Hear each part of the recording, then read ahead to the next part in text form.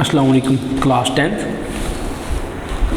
Book physics, class 10th chapter 4 electrostatics, lecture number 3 third half. Topics जो आज हम अपने लेक्चर नंबर 3 इलेक्ट्रोस्टैटिक्स के चैप्टर में स्टडी करेंगे वो हैं different types of capacitors, different types of capacitors, different types of capacitors,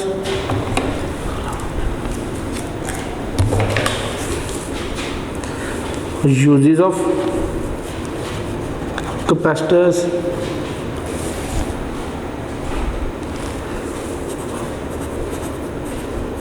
applications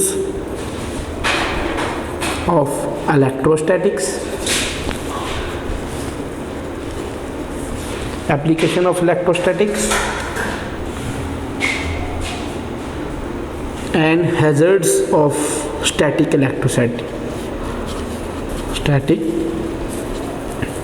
electricity, कि ये वो टॉपिक्स हैं जिनकी आज हम एलैबोरेटिव स्टडी करेंगे अपने लेक्चर नंबर 3 में। अब टर्न बाय टर्न हम इनकी एलैबोरेटिव स्टडी करते हैं। फर्स्ट हमारा जो टॉपिक है वो है डिफरेंट टाइप्स ऑफ कैपेसिटर्स, कि आया हम कौन कौन से टाइप्स के कैपेसिटर्स यूज़ करते हैं और क्या क्या इनकी यूसेज है और किस तरह हम इनको कंस्ट्रक्ट भी कर सकते हैं।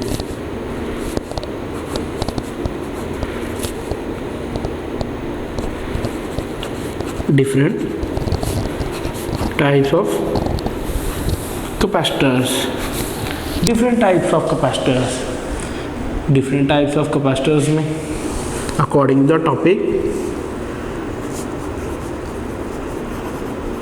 Parallel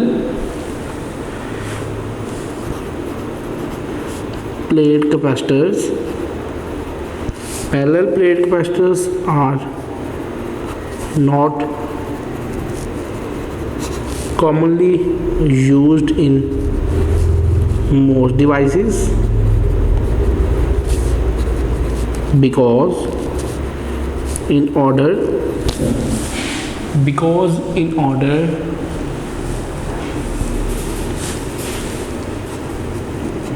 to store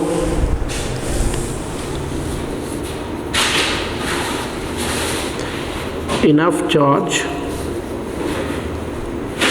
their size must be large.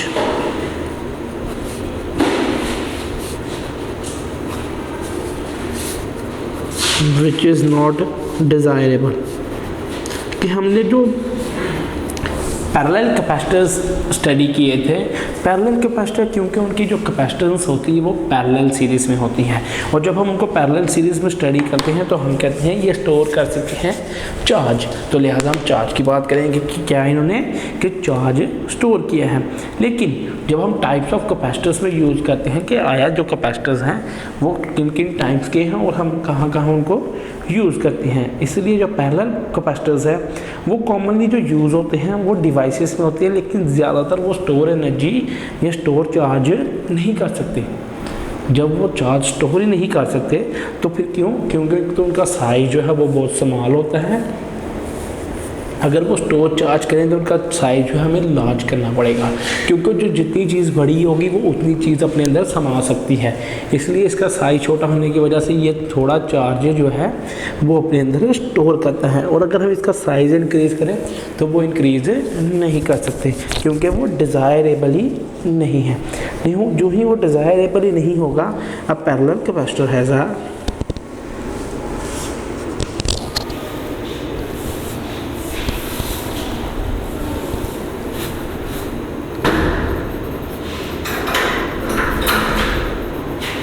parallel capacitor has a dielectric.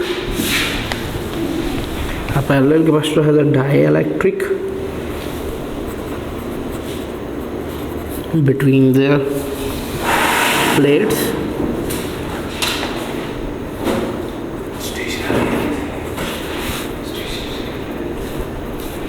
And it is made up of a flexible material. It is made up of a flexible material that can be rolled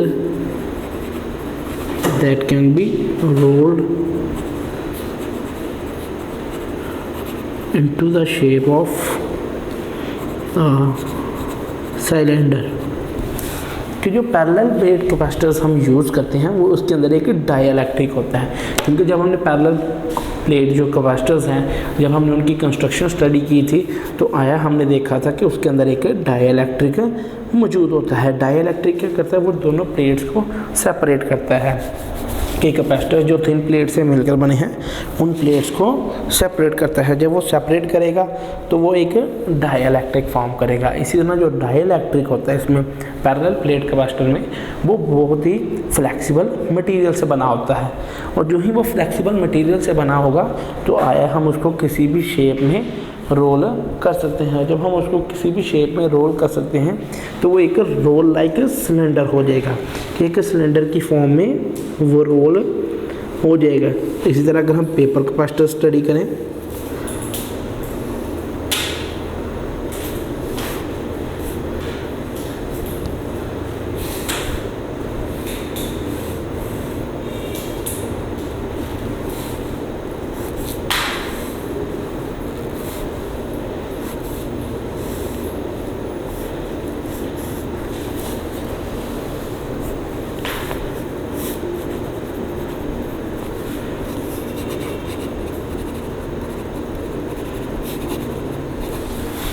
कि ये हमारे पास एक paper capacitor होता है जिसकी diagram is just like this, कि ये एक पेपर कैपेसिटर है जो एक रोल्ड फॉर्म में है।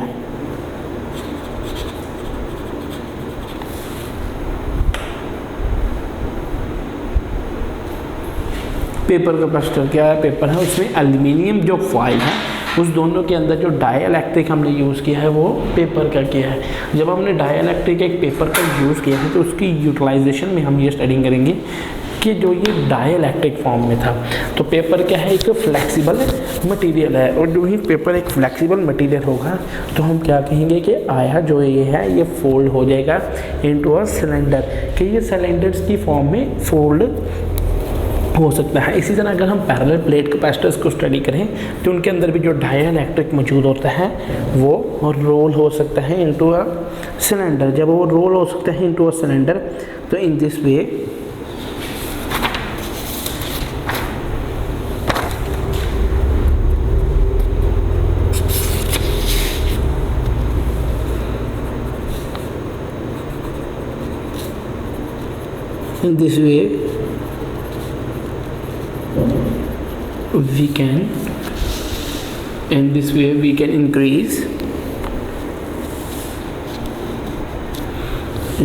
we can increase the area of each plate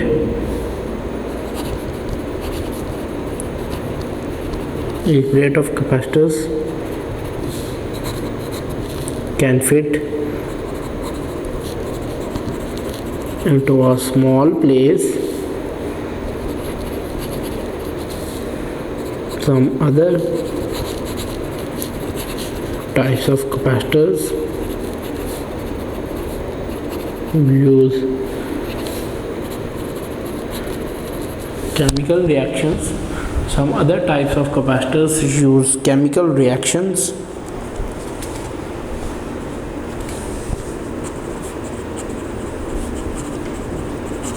to store charge. These are called electrolytic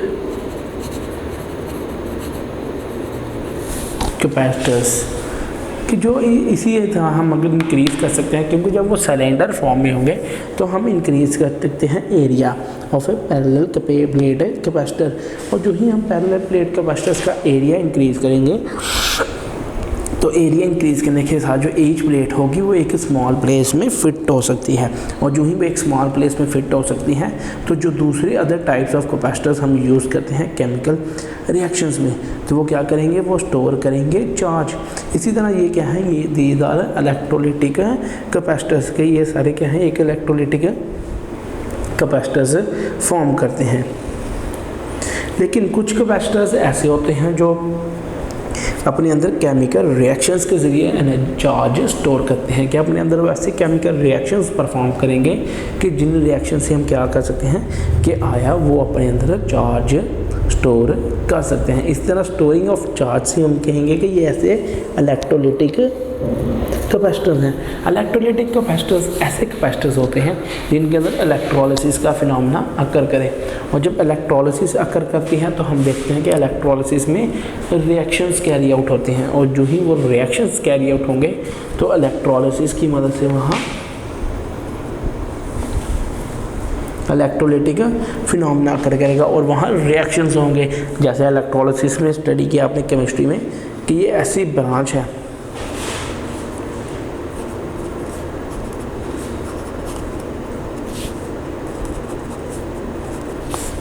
electrolysis carries out reactions, कि इसके अंदर रिएक्शंस कैरीज आउट होते हैं, क्योंकि इसमें दो जो हैं इलेक्ट्रोड, टू इलेक्ट्रोड्स के दो इलेक्ट्रोड्स पाए जाते हैं, और जो ही वो दो इलेक्ट्रोड्स पाए जाएंगे तो वो दो इलेक्ट्रोड्स क्या शो करेंगे कि आया इसमें क्या हो रहा है, एक रिएक्शंस परफॉर्म हो रहे हैं, कैथोड एंड एनोड, कि कैथोड और एनोड फॉर्म होंगे तो उधर क्या होगा, उधर रिएक्शंस कंडक्ट होंगे। ये था electrolytic capacitors. Next capacitors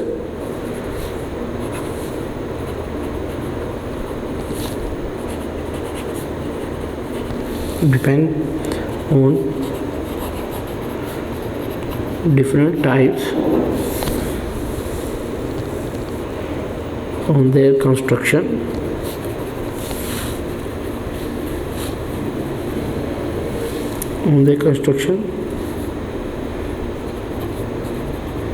in the nature of dielectric used in them, कि कैपेसिटर्स जो हैं उनकी डिफरेंट टाइप्स हम स्टडी करते हैं, तो उनकी टाइप्स किस लिहाज से है कि उनकी कंस्ट्रक्शन जो होती है वो डाइलेक्ट्रिक कांस्टेंट की मदद से है, कि वहाँ जो डाइलेक्ट्रिक्स यूज़ होंगे उनकी मदद से ये डिफरेंट टाइप्स में है। सबसे पहले हमारे पास है paper capacitor.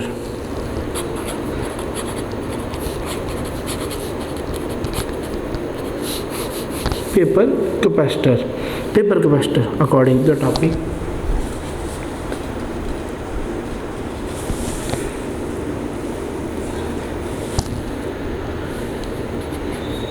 it is an example of fixed capacitors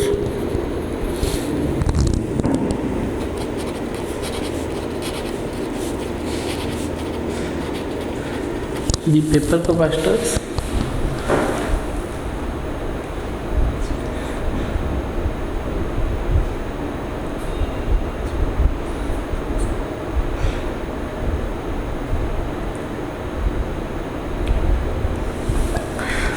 it is an example of fixed capacitors. The paper capacitors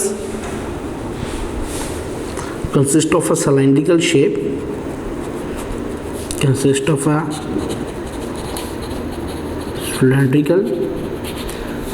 it consists of a cylindrical shape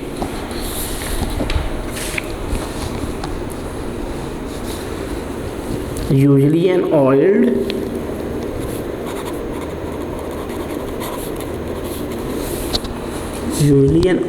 or greased paper,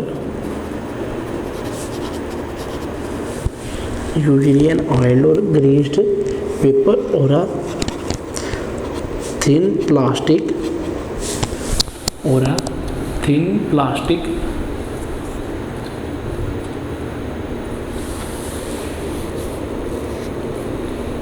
sheet is used. Thin plastic sheet is used as dielectric between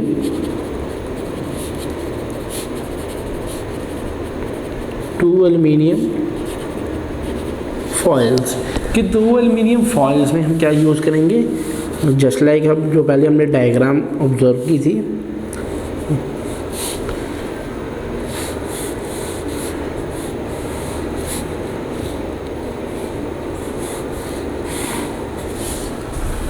कि ये इस तरह एक diagram होगी।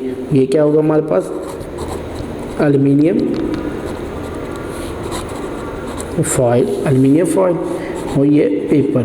तो फिर ये क्या एग्जांपल होगी कि पेपर है कैपेसिटर्स की। क्या हमने क्या स्टडी किया, ये एक पेपर कैपेसिटर जिसमें जो डाई इलेक्ट्रिक है वो एक पेपर से मिलकर बना है, और वो पेपर ऑयल पेपर भी हो सकता है या ग्रेस्ड पेपर है, जो दो एल्युमिनियम फॉइल्स के दरमियान प्रेजेंट है। जब वो दोनों एल्युमिनियम फॉइल्स के दरमियान प्रेजेंट है तो एक प्लास्टिक शीट भी हो सकती है। इसी तरह ये एक सिलेंड्रिकल शेप बनाता है।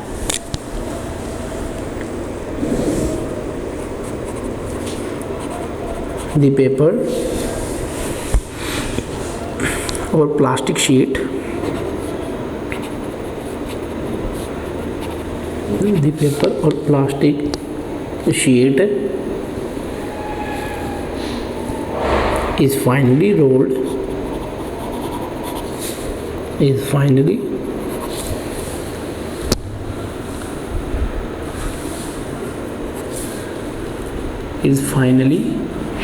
rolled in the form of a cylinder,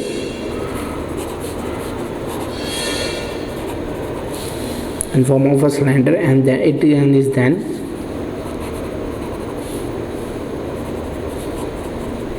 enclosed into a plastic case।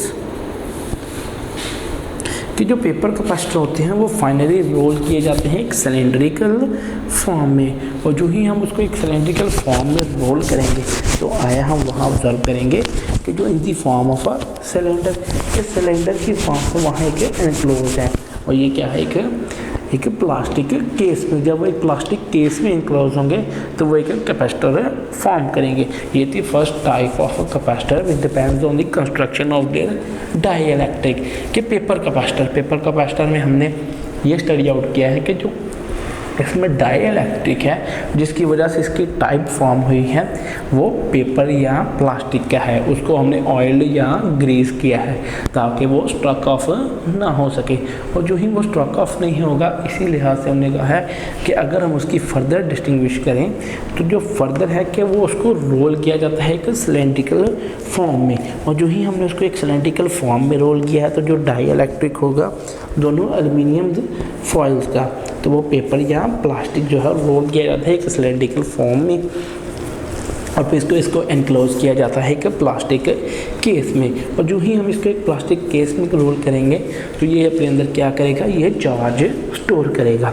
और जो ही एल्युमिनियम फॉइल्स में चार्ज स्टोर होगा, लेकिन पेपर कैपेसिटर में चार्ज जो है वो बहुत कम स्टोर होता है क्योंकि इसके डाइइलेक्ट्रिक की नेचर की वजह से।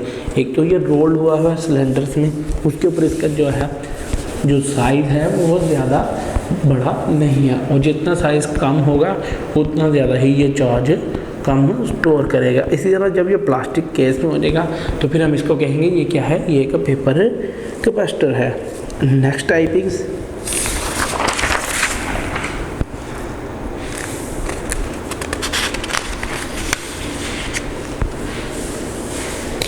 Mika capacitors.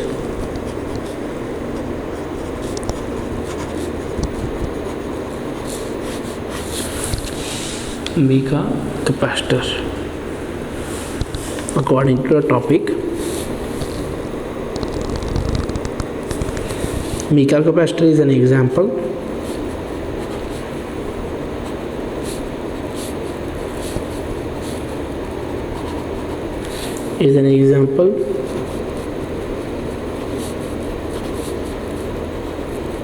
of field capacitors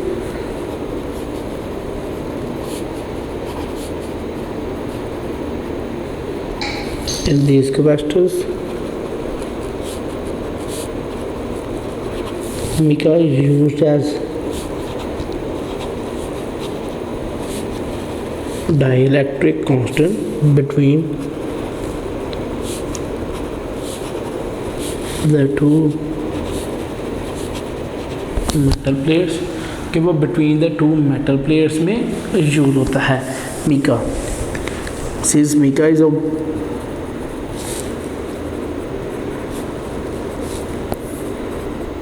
very fragile, since mica is very fragile, it is enclosed in plastic case, or in case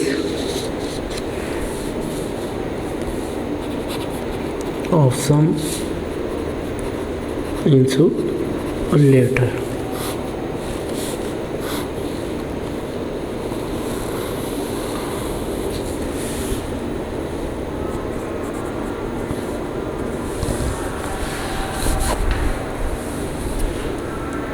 कि अगर हम मीका कैपेसिटर स्टडी करें तो mica capacitor is an example of fixed capacitors. In these capacitors mica used as dielectric constant between two metals, and since mica is a very fragile, it is enclosed in a plastic case or in case of some insulator। कि जो ही हम इसको study करेंगे तो Mika capacitor जो है ये एक फिक्स्ड कैपेसिटर्स की एग्जांपल है। इस कैपेसिटर में मिका जो है एक केमिकल जो है ये एज ए डाइलेक्ट्रिक यूज होता है। जो ही हम मीका को as a dielectric constant use करेंगे, दोनों मेटल्स के दरमियान ये मीका प्रेजेंट होगा, तो ये किसमें एक प्लास्टिक केस में इनक्लोज होगा। कि अगर हम एक डायग्रामेटिकली व्यू देखें तो mica capacitors are just like this, कि ये कौन से कैपेसिटर्स हैं, ये मीका कैपेसिटर्स हैं। कि ऐसे कैपेसिटर्स जो 10 पिको फैरेड एंड 50 वोल्ट के साथ हैं, इनमें जो चार्ज स्टोर होगा वो ज़्यादा होगा। Wires attach to the plates, next is wires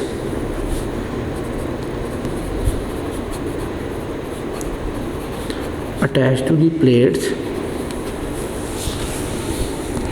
wires attached to the plates project out of the case for making connections। कि जो वायर्स इसमें से प्रोजेक्ट आउट हुई हैं वो वायर्स इसलिए प्रोजेक्ट आउट हुई हैं ताकि इसके साथ कनेक्शंस बनाए जा सके, क्योंकि जो ही हम इसके साथ वायर्स का कनेक्शंस फॉर्म करेंगे। If the capacitance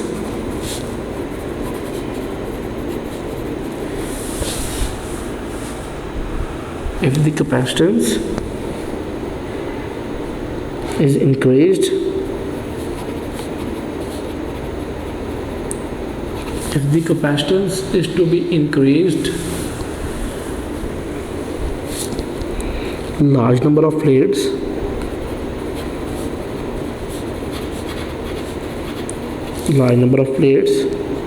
is piled up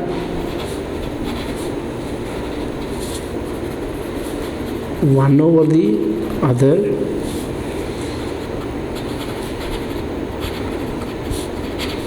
layers of dielectric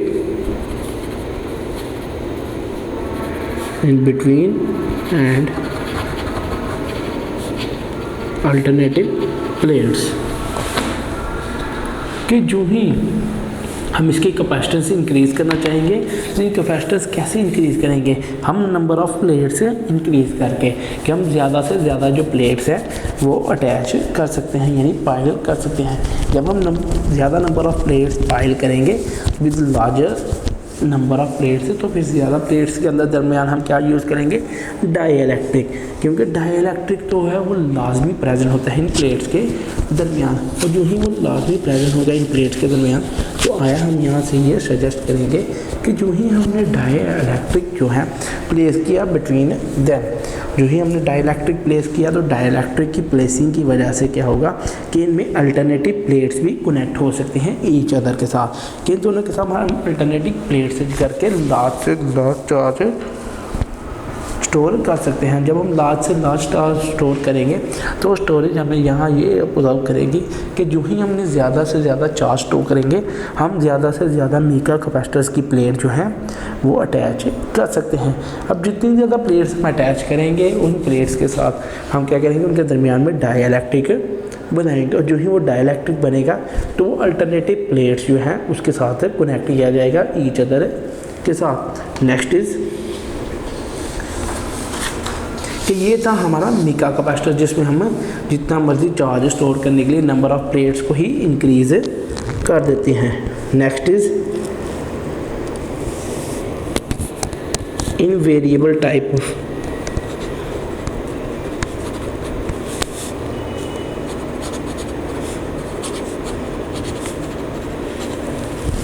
variable type of capacitors. So variable type of capacitor, some arrangements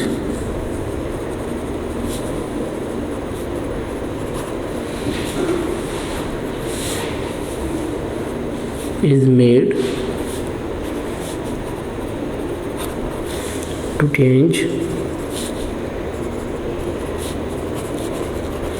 the area of plate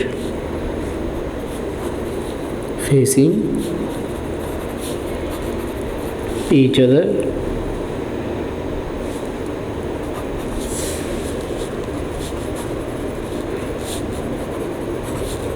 it is generally a combination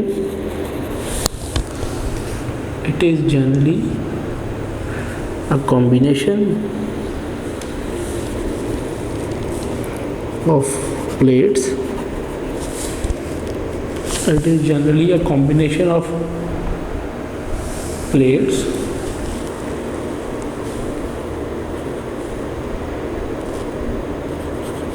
of many capacitors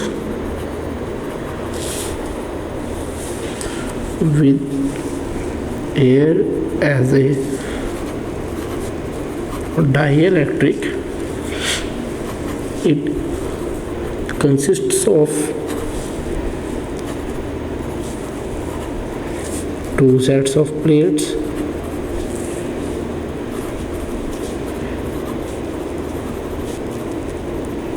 one set remains fixed while the other set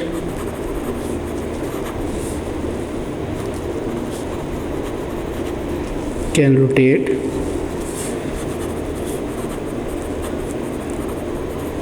So the distance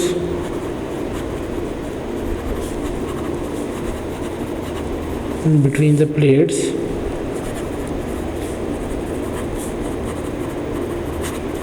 does not change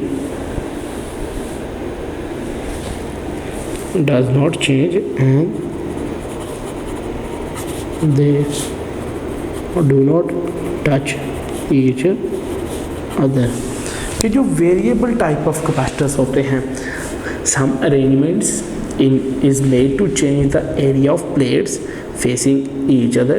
It is generally a combination of plates of many capacitors with air as a dielectric. It consists of two sets of plates. One set remains fixed with the other set and could rotate, so the distance between the plates does not change and they do not touch each other. कि जो ही हम इस plates को study करेंगे तो according to their diagrammatical view they are just like this.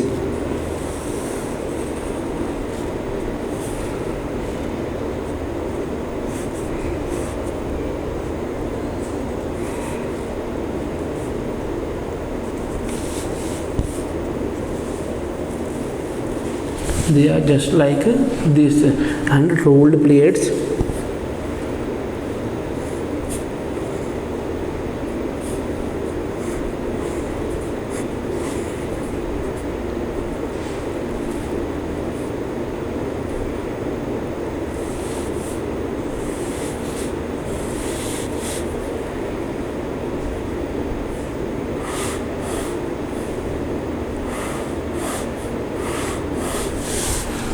These plates are like this कि ये एक वेरिएबल कैपेसिटर है.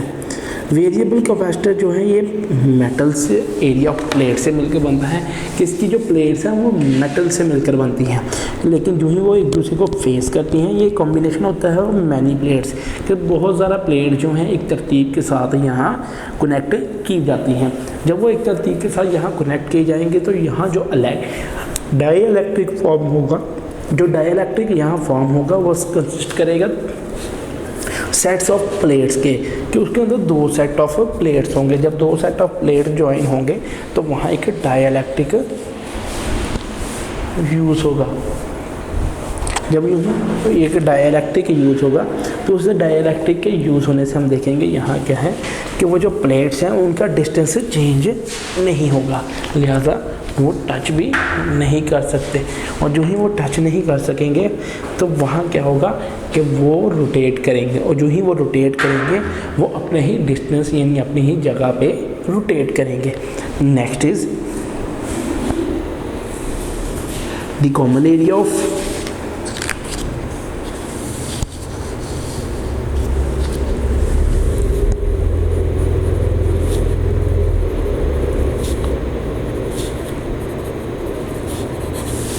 the common area of plates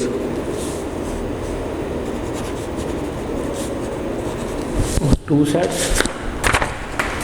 The common area of plates of 2 sets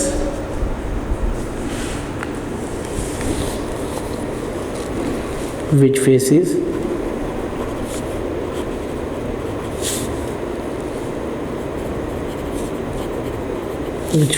each other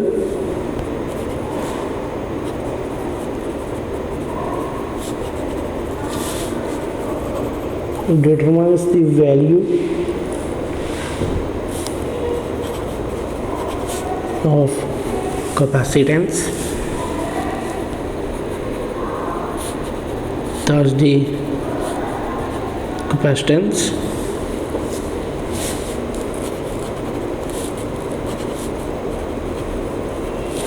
of the capacitor can be increased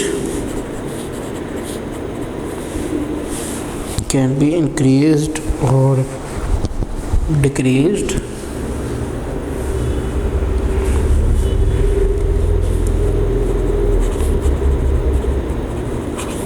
by turning the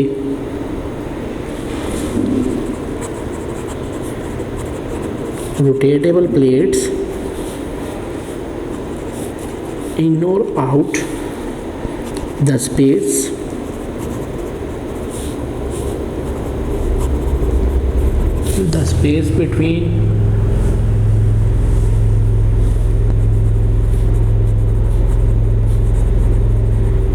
between the static plates.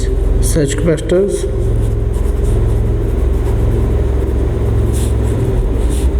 are usually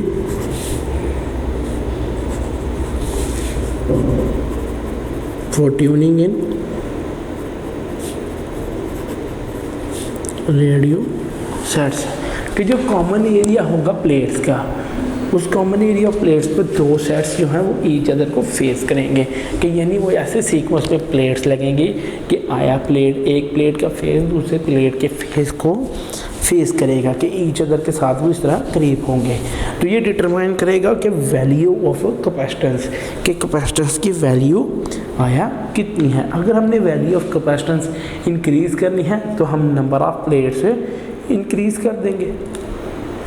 अगर हमने value उसकी decrease करनी है तो जो turning होगी rotatable plates की उसको इन और आउट कर देंगे स्पेस के लिहाज से, कि जो स्टैटिक प्लेट्स होंगी उनके अंदर जो स्पेसेस मौजूद होंगी उस स्पेसेस में इंक्रीज़ या डिक्रीज़ करने से हम जो है कैपेसिटेंस इंक्रीज़ या डिक्रीज़ कर सकते हैं। कि लिहाजा जो भी हम डिफरेंसेस उसमें लाएंगे वो कैपेसिटेंस में इन्हीं पॉइंट से आएंगे, कि आया हमने अगर इंक्रीज़ करना है यहाँ डिक्रीज़ करना है। और जो ही हम इंक्रीज़ या डिक्रीज़ करेंगे तो इंक्रीज़ होने से या डिक्रीज़ होने से वहाँ जो स्टैटिक प्लेट्स होंगी वो एज ए कैपेसिटर्स में यूज़ होंगी। कि हमने कैपेसिटेंस वहाँ से ही नोट करनी है विद इंक्रीज और डिक्रीज़, कि आया कैपेसिटेंस में हम इंक्रीज़ ला रहे हैं या कैपेसिटेंस में डिक्रीज़ ला रहे हैं। इसी तरह जो कैपेसिटेंस होंगे वो usually in the tuning of radio sets, कि वो रेडियो सेट्स की ट्यूनिंग में हम ज़्यादातर यूज़ करेंगे।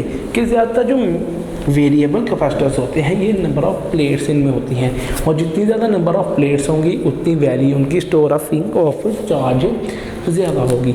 जब value of storing of charge ज़्यादा होगी तो स्टोरिंग चार्ज करने की वजह से हम उसको कह सकते हैं कि ये ट्यूनिंग ऑफ रेडियो सेट्स, कि रेडियो की ट्यूनिंग करने के लिए हम इसको यूज़ कर सकते हैं।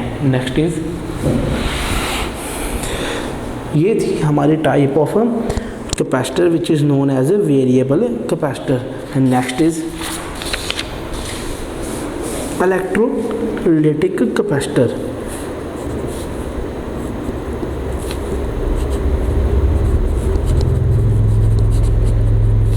Electrolytic capacitor according to topic,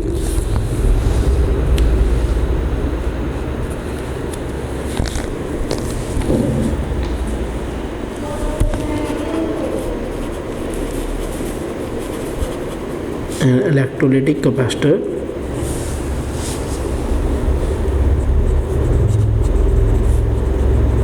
is often used. An electrolytic capacitor is often used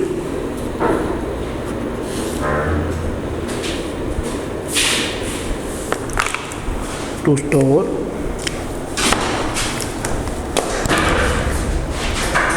is often used to store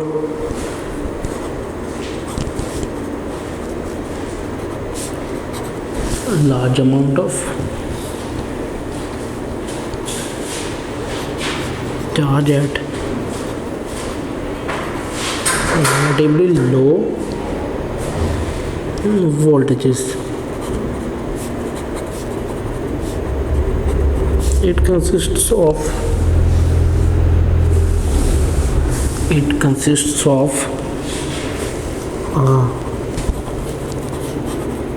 metal foil in contact with an electrolytes, a solution that conduct charges by virtue of a solution will conduct charges by virtue of the motion of the ions contained in it. क्या electrolytic जो capacitor है is often used to store large amount of charge at relatively low voltages. कि electrolytic capacitor जो है ये large amount of charge को store कर सकता है। जब ये large amount of charge store करेगा और फिर लो वोल्टेज के लार्ज बहुत ज़्यादा इसको चार्ज इसके अंदर है स्टोर कर सकते हैं। इसके अंदर कंसिस्ट करता है, it consist of a metal foil in contracted with the electrolytes.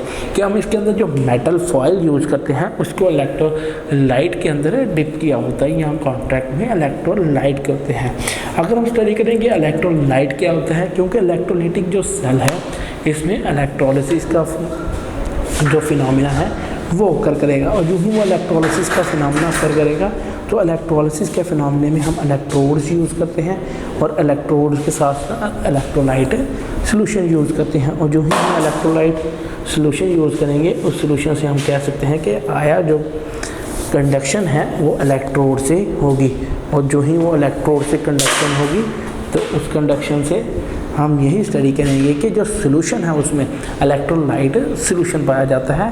उस सोल्यूशन से जो ही हम इलेक्ट्रिसिटी कंडक्ट करेंगे तो इलेक्ट्रिसिटी की कंडक्शन से कि आया जो मोशन ऑफ इलेक्ट्रॉन के इलेक्ट्रोलाइट ऐसा सोल्यूशन होता है जिसमें जो चार्जेस हैं वो कंडक्ट करते हैं आइंस में, सोल्यूशन में प्रेजेंट जो आइंस होते हैं, और जो ही वो आइंस मूव आउट करेंगे वो चार्जेस को कंडक्ट करेंगे, और जो ही उनकी कंडक्शन से then when a voltage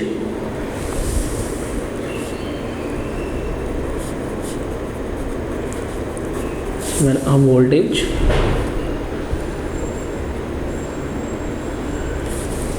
a voltage is applied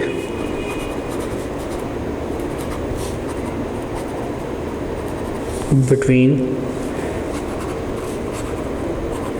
the foil and the electrolyte,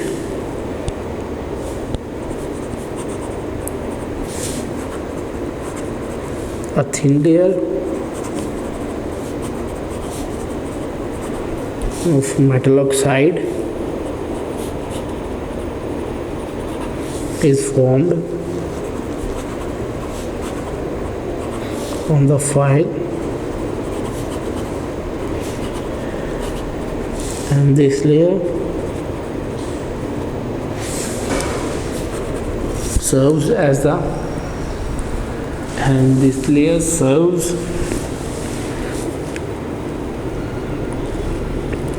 the dielectric of the capacitor, कि this serves as a dielectric of the capacitor, कि जो ही हम वोल्टेज यानी करंट अप्लाई करेंगे बिटवीन द फॉयल, तो जो electrolyte होगा वो एक thin layer of metal oxide form करेगा ऑन दी लेयर, कि अगर हमने जो भी मेटल किया है तो वहाँ जो हमने इलेक्ट्रोलाइट्स ऐड किए हैं तो इलेक्ट्रोलाइट्स के एडिशन से क्या फॉर्म करेगा, एक मेटल ऑक्साइड फॉर्म करेगा, और जो ही मेटल ऑक्साइड फॉर्म होगा ऑन दी फॉयल के ऊपर, तो जो ये लेयर है ये सर्व करेगी as a dielectric of the capacitor, कि ये कैपेसिटर की एज ए डाइलेक्ट्रिक सर्व करेगा। इसी तरह next is very large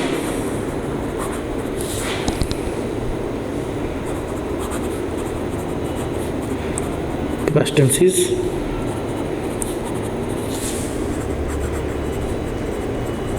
can be attained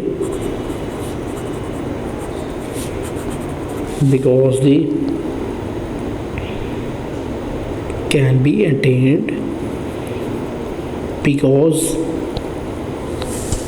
dielectric can be attained because of the electrolytes. Next, very large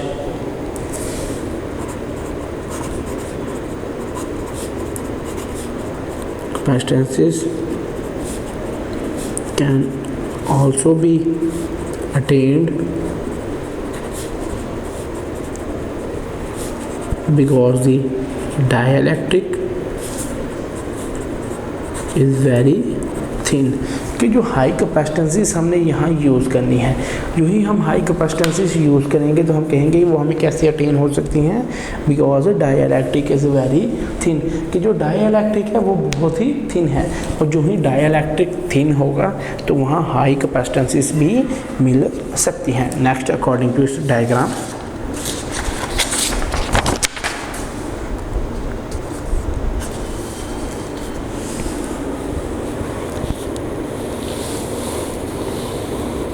just like these, कि एक round figure में इसी तरह वहाँ जो है सर्कल्स आर मौजूद, सर्कल्स आर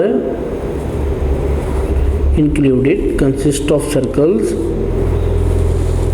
कि यहाँ जो सर्कल्स हैं वो मौजूद होंगे, और सर्कल्स की मौजूदगी में क्या कहेंगे कि जो दायरे यहाँ मौजूद हैं ये एक कंडक्ट करती हैं केस, क्या है ये केस है, contacts metallic foil plus oxide layer, कि यहाँ मेटालिक फॉयल के साथ ऑक्साइड लेयर पाई जाती है। उसके बाद एक इलेक्ट्रोलाइट फॉर्म किया गया है, कि ये क्या है, ये electrolytic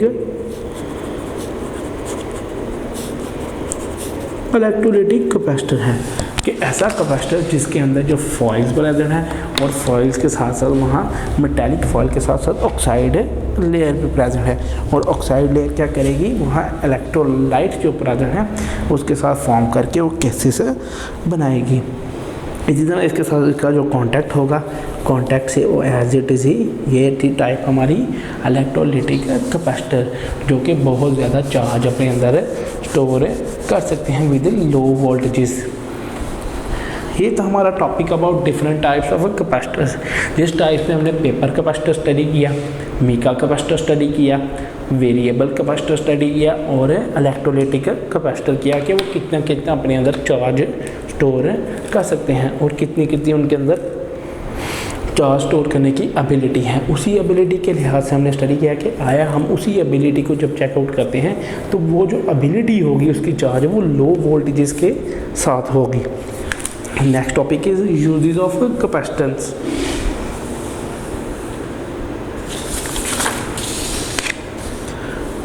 next is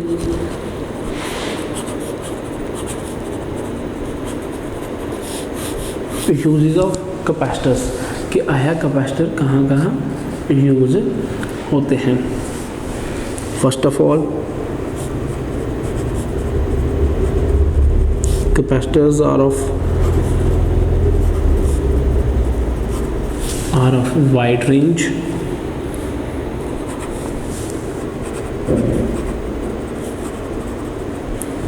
range, of applications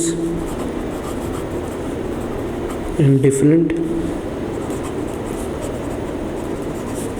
electrical and electronic circuits के यूजेस ऑफ कैपेसिटर्स में स्टडी करते हैं कि जो कैपेसिटर्स हैं इनकी बहुत ज़्यादा एक रेंज है, किसमें ये इलेक्ट्रिकल और इलेक्ट्रॉनिक सर्किट्स दोनों में यूज़ होते हैं। अगर हम फॉर एग्जांपल बात करें कहाँ कहाँ यूज़ होते हैं, they are used for tuning instruments,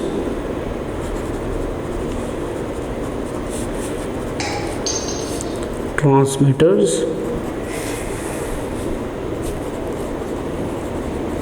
receivers and transistor radios कि इनके साथ हम ट्यूनिंग कर सकते हैं इंस्ट्रूमेंट्स की।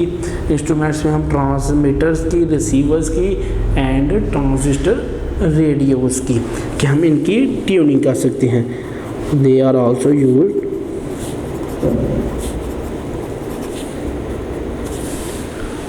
they are also used for table fans,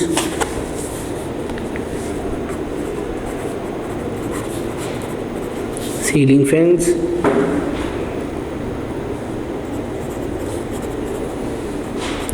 exhaust fans, fan motors, in air conditioners,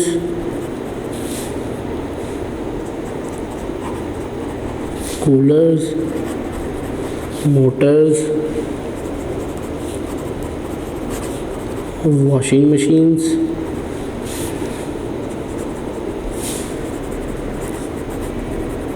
air conditioners and many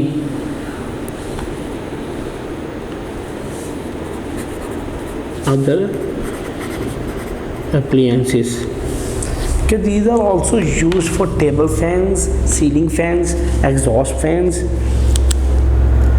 fan motors, in conditioners, coolers, motor machines, air conditioners and many other appliances कि ये बहुत ज़्यादा use होते हैं। जैसे हमारे जो घरेलू पंखे हैं कि जितने भी मोटर मशीन्स हो उनकी जिनके अंदर फैंस यूज़ होते हैं, एग्जॉस्ट फैन, उनके अंदर सबके अंदर कैपेसिटर्स यूज़ होता है, क्योंकि कैपेसिटर्स में जो स्टोर होता है चार्ज, और वो चार्ज भी क्या करती हैं, वो आगे जो वायर्स कनेक्ट होती हैं उन वायर्स के ज़रिए किया जाता है डिवाइसेस के अंदर।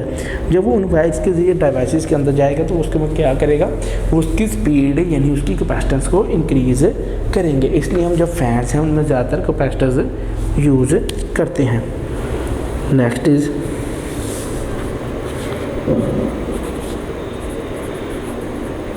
capacitors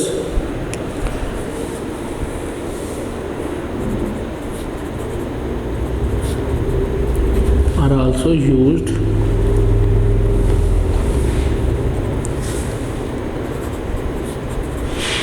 in electronic circuits, are also used in electronic circuits of computers etc. जो कैपेसिटर हैं वो भी यूज़ होते हैं electronic circuits of the computer कि कंप्यूटर में जितने भी इलेक्ट्रॉनिक सर्किट्स हैं उनमें सब में छोटे छोटे जो कैपेसिटर्स हैं वो स्टडी होते हैं, जिसमें हमने डिफरेंट टाइप्स ऑफ कैपेसिटर्स जो स्टडी की हैं आया वो सारे यूज़ होते हैं. Next is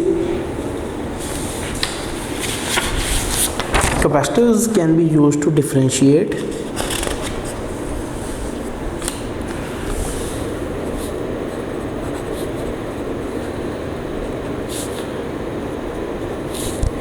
capacitors can be used to differentiate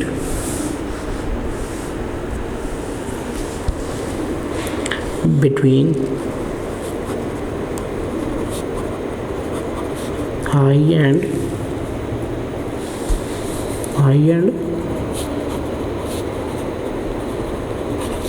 low frequency, between high and low frequency signals, which make them useful in electronic circuits के कैपेसिटर्स जो हैं वो ज़्यादातर यूज़ होते हैं ताकि वो डिफरेंशिएट कर सके बिटवीन हाई और लो फ्रीक्वेंसीज़. जब वो हाई और लो फ्रीक्वेंसीज़ के दरमियान डिफरेंशिएट कर सकते हैं तो ये बहुत यूज़फुल होगा इलेक्ट्रॉनिक सर्किट्स में. जैसे for example capacitors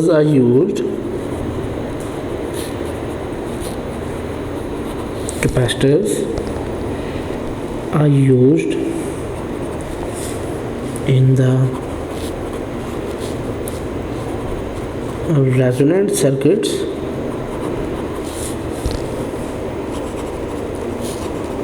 that tune radios to particular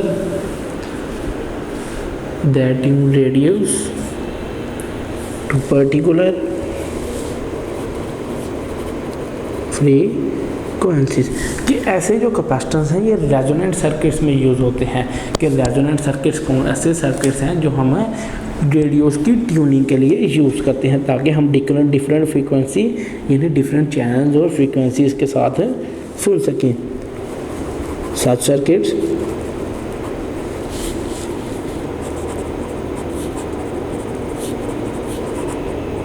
that tune radios to particular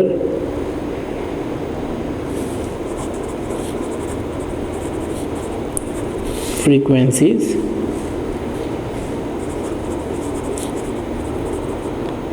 such circuits are called filter circuits. कि ऐसे सर्किट्स को हम फिल्टर सर्किट्स भी बोलते हैं जो कि ट्यूनिंग में यूज़ होकर जो पर्टिकुलर फ्रीक्वेंसीज ला सकें. Next one type of capacitor must be suitable for all applications, must be not one type of capacitor must be not suitable for all applications. कि सारे काम करने के लिए हम एक ही कैपेसिटर से यूज़ नहीं करते. फॉर एग्जांपल जैसे ceramic capacitors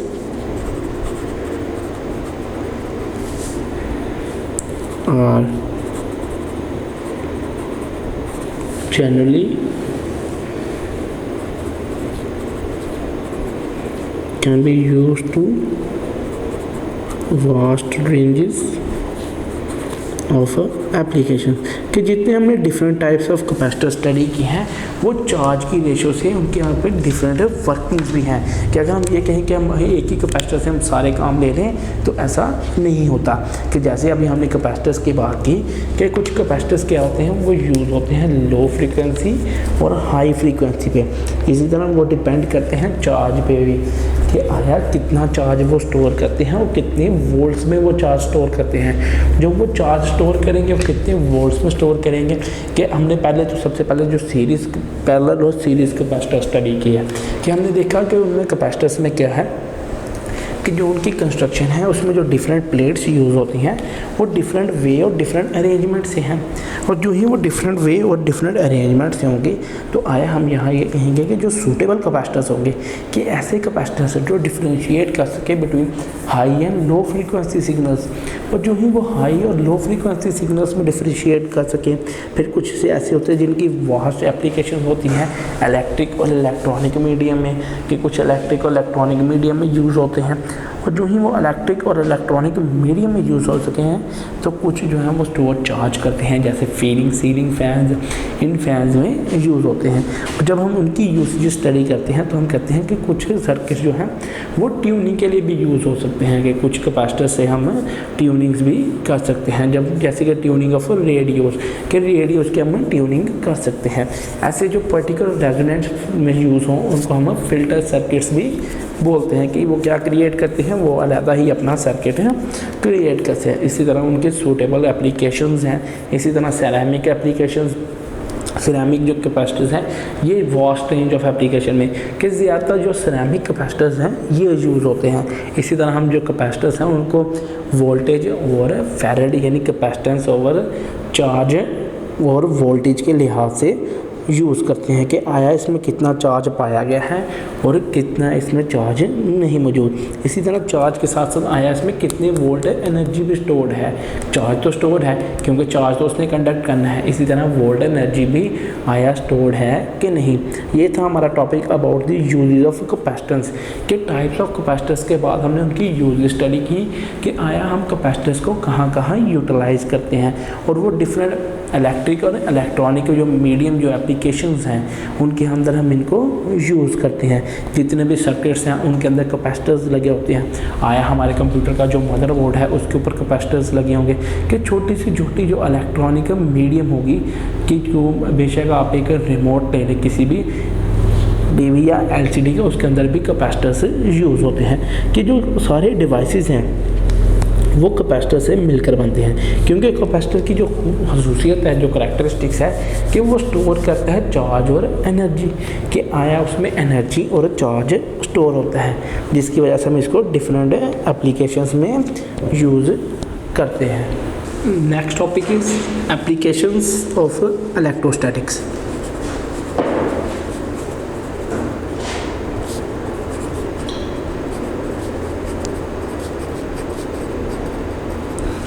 applications of electrostatics के इलेक्ट्रोस्टैटिक्स की कौन कौन सी एप्लीकेशंस हैं हम इनको टर्न बाय टर्न स्टडी करते हैं।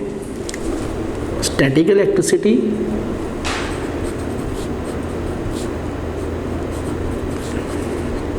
इलेक्ट्रोस्टैटिक्स को हम दूसरे वर्ड्स में स्टैटिक इलेक्ट्रिसिटी भी कह सकते हैं। Has an important role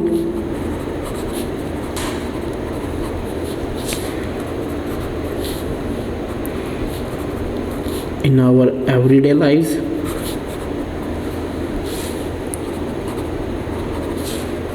which include photography,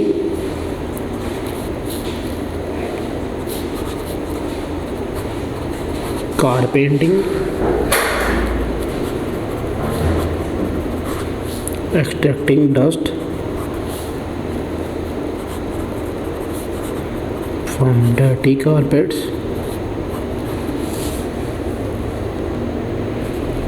and from chimneys in the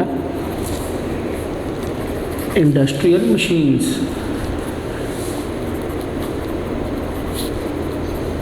machinery कि जो स्टैटिक इलेक्ट्रिसिटी है इसकी हमारी जो लाइफ है उसमें रोज़मर्रा की बेस पर बहुत ज़्यादा काम है, यानी बहुत ज़्यादा ज़रूरियात है। जैसे कि हम कह सकते हैं ये फ़ोटोग्राफी में यूज़ होती है कि स्टैटिक इलेक्ट्रिसिटी जो है फ़ोटोग्राफी में, जैसे कि हम जब भी फ़ोटोग्राफी करवाते हैं तो वो फ्लैश जो लगता है वो एक स्टैटिक इलेक्ट्रिसिटी है कि वो किसकी मदद से होता है, वो भी जो फ्लैश की प्रोडक्शन है वो भी आया एक इलेक्ट्रोस्टैटिक की ही टाइप है। इसी तरह carpentry, extracting dust from dirty carpets and from chimneys in industrial machinery कि इंडस्ट्रियल मशीनरी में उन्होंने चिमनीज बनाई होती हैं। चिमनीज इसलिए बनती हैं ताकि जो एक्सट्रैक्शन यानी जो स्मोक वगैरह जो डस्ट पार्टिकल्स उसमें अवेपोरेट होके जो प्रोडक्ट हम बना रहे हैं उसको ख़राब ना करें। इसी तरह सबसे पहली जो है हमारे पास एप्लीकेशन वो है electrostatic air cleaner.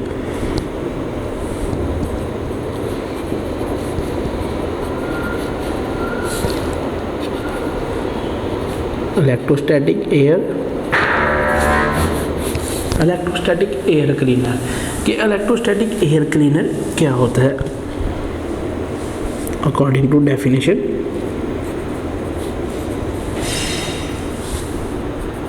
N electrostatic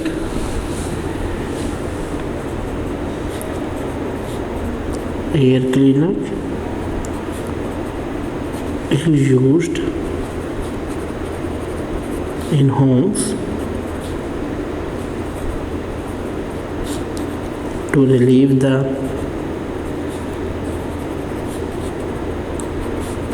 discomfort of allergy sufferers कि हम क्या करते हैं कि एक इलेक्ट्रोस्टैटिक एयर क्लीनर है उसको हम घर में इसलिए यूज़ करते हैं ताकि हम रिलीव करें जो discomfort of allergy suffers. Air mixed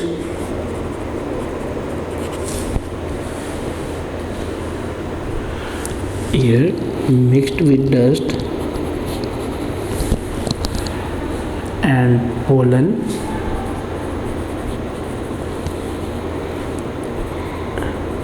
enters the device across a positively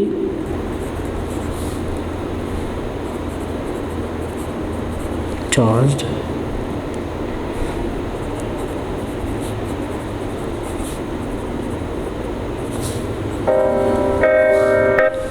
when they make contact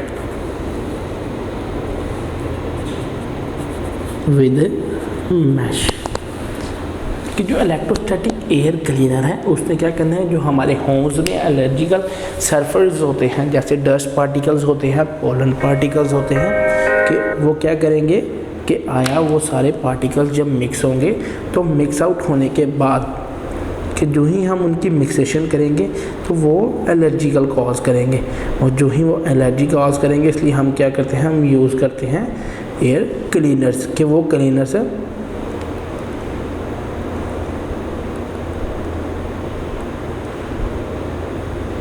वही क्लीनर्स हम यूटिलाइज करेंगे फर्दर कि अगर हम इसको डस्ट क्लीन करें।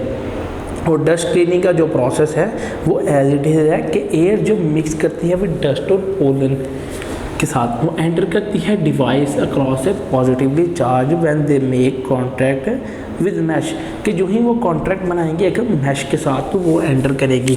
Then they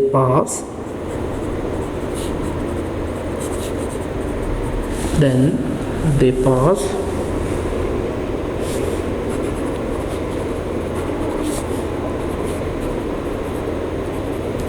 through a second negatively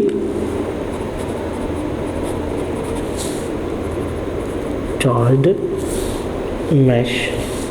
फिर वो क्या करता है जो ही वो पॉजिटिवली के साथ चार्ज के साथ कांटेक्ट बनाते हैं तो फिर वो पास आउट किए जाते हैं सेकेंडरी नेगेटिवली चार्ज्ड मैश कि दूसरा जो नेगेटिवली चार्ज्ड मैश होता है उसके साथ वो एंटर करवाए जाते हैं।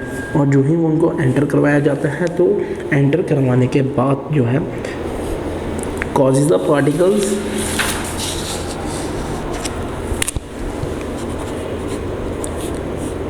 after contacting they causes the particle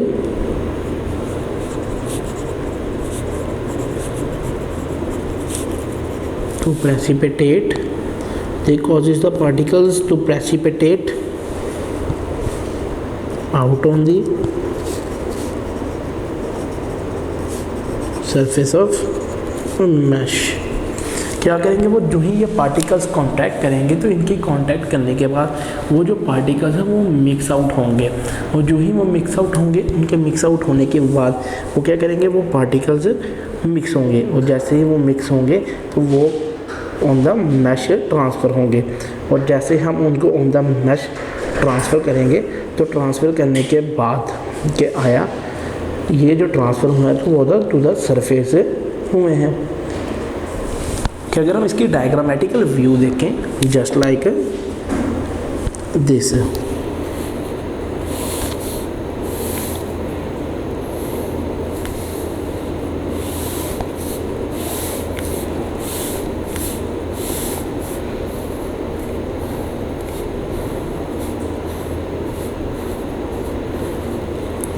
just like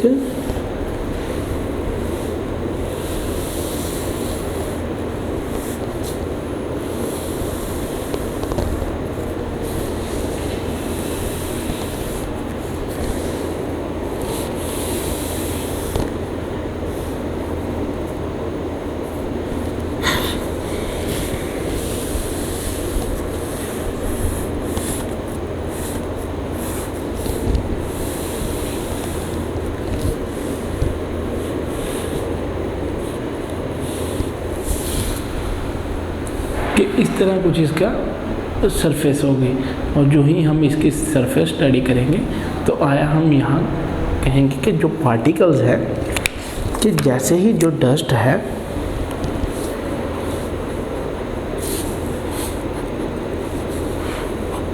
ये इनलेट है, इनलेट कि जो ही ये पार्टिकल्स यहाँ से इन होंगे तो पार्टिकल्स के इन होने के बाद आया वो किसके साथ स्ट्रक होंगे, पॉजिटिव चार्ज, कि वो क्या होंगे, वो पॉजिटिव चार्ज के साथ स्ट्रक आउट होंगे, और जो ही वो पॉजिटिवली प्लेट के साथ स्ट्रक आउट होंगे तो हम कह सकेंगे कि जैसे ही ये पॉजिटिवली चार्ज के साथ स्ट्रक ऑफ होंगे तो पॉजिटिव चार्ज के साथ स्ट्रक ऑफ होने के बाद हम इनको कहेंगे जैसे ही यहाँ पॉजिटिव प्लेट के साथ वो स्ट्रक ऑफ हुए हैं कि उन्होंने एक कांटेक्ट बनाया है जो एयरबोर्न पार्टिकल्स हैं विद पॉजिटिवली चार्ज, कि पॉजिटिव चार्ज के साथ उन्होंने एक कांटेक्ट बनाया है, और जो ही वो पॉजिटिवली चार्ज के साथ कांटेक्ट बनाएंगे नेक्स्ट वो ट्रांसफ़र किए जाएंगे नेगेटिवली चार्ज के पास, और जो ही वो नेगेटिवली चार्ज के पास ट्रांसफ़र किए जाएंगे तो यहाँ जो वायर गॉज यूज़ होगा वो positive as well as negative charge दोनों होगा, कि यहाँ क्या है नेगेटिव चार्जेस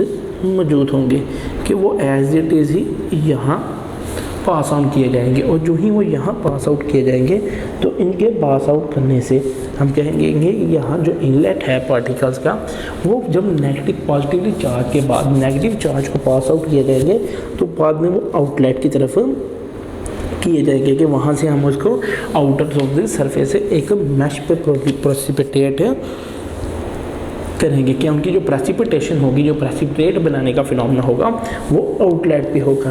तो ये क्या है, एक इलेक्ट्रोस्टैटिक एयर क्लीनर, कि इलेक्ट्रोस्टैटिक जो एयर क्लीनर है हम कैसे चार्जेस की मदद से हम क्या कर सकते हैं, जो डस्ट पार्टिकल्स हैं और पोलन पार्टिकल्स को सेपरेट आउट कर सकते हैं, कि इनको जब हम एक कारपेट से या किसी भी मशीन से या चिमनी से हम ऐसे सेपरेट कर सकते हैं कि जो डस्ट पार्टिकल्स हैं उनका कांटेक्ट पहले हम पॉजिटिवली चार्ज के साथ बनाएंगे, फिर उनका कांटेक्ट हम नेगेटिवली चार्ज के साथ बनाएंगे। Next is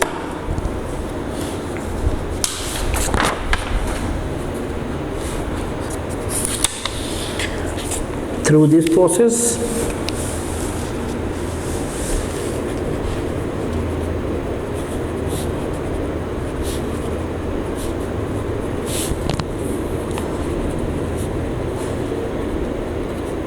through this process we can remove a very high percentage of contaminants from the air stream। कि ये जो प्रोसेस है, इस प्रोसेस के जरिए हम क्या कर सकते हैं, रिमूव कर सकते हैं एक हाई परसेंटेज ऑफ कंटामिनेंट्स, कि हम ज़्यादा से ज़्यादा जो कंटामिनेंट्स हैं वो यहाँ से रिमूव कर सकते हैं। और जो ही हम वो यहाँ से रिमूव आउट करेंगे, तो रिमूव आउट करने में हम ये फिनोमेना स्टडी करेंगे कि आया क्या है, हमने जो रिमूविंग की है वो यहाँ अक्रॉस दी स्ट्रीम है। ये था about electrostatic air cleaner. Next हमारे पास जो है टॉपिक वो है इलेक्ट्रोस्टैटिक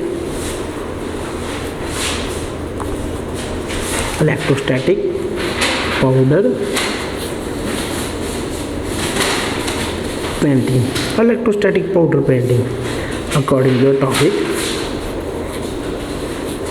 ऑटोमोबाइल manufacturers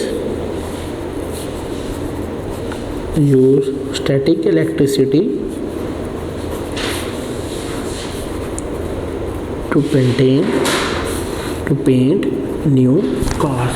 कि अगर इलेक्ट्रोस्टैटिक जो पाउडर पेंटिंग है वो ज़्यादा जो ऑटोमोबाइल मैन्युफैक्चरर्स हैं वो यूज़ करते हैं अपनी नई गाड़ी को पेंट करने के लिए। The body of car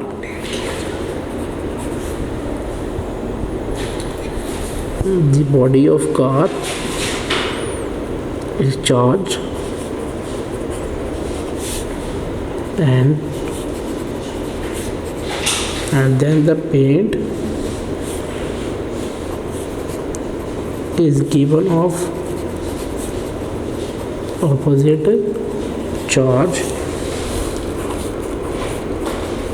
by charging the nozzle of spray. कि ऑटोमोबाइल्स जो हैं वो यूज़ करते हैं डिफरेंट मेथड्स में से इलेक्ट्रोस्टैटिक मेथड अपनी गाड़ी को पेंट करने के लिए। The body of car is charged and then the point is given and then the paint is given to the opposite charge by charging the nozzle of the sprayer। कि जो ही वो nozzle of the sprayer को charge करेगा, कैसे हमने जब charge करना है कि कार को, फिर हम उसी का ऑपोजिट चार्ज करेंगे ताकि जो ऑपोजिट चार्जेस हैं वो अट्रैक्शन है कॉज कर सकें। अगर हम इसका डायग्रामेटिकल व्यू स्टडी करें just like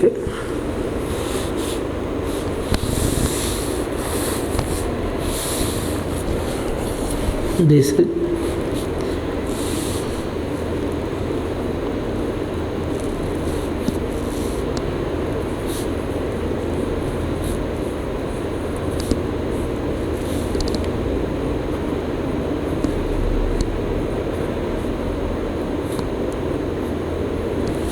this is the car.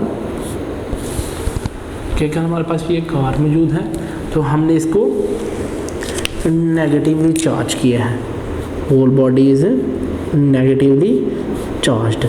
कि अब जब हमने इसको नेगेटिवली चार्ज कर दिया है, तो नेगेटिवली चार्ज करने के बाद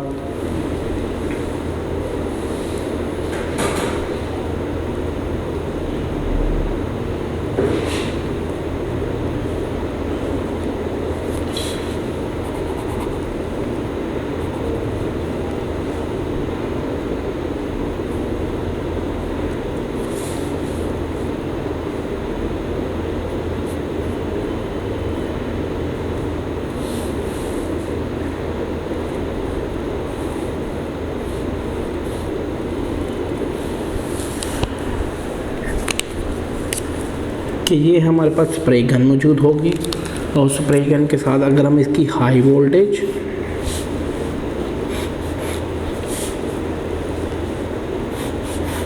कि यहाँ हमने इसको कनेक्ट किया होगा हाई वोल्टेज के साथ एयर होम के साथ पावर सप्लाई के साथ भी हमने इसको कनेक्ट किया हुआ। इससे हम कहेंगे कि जो स्प्रेयर बूथ है ये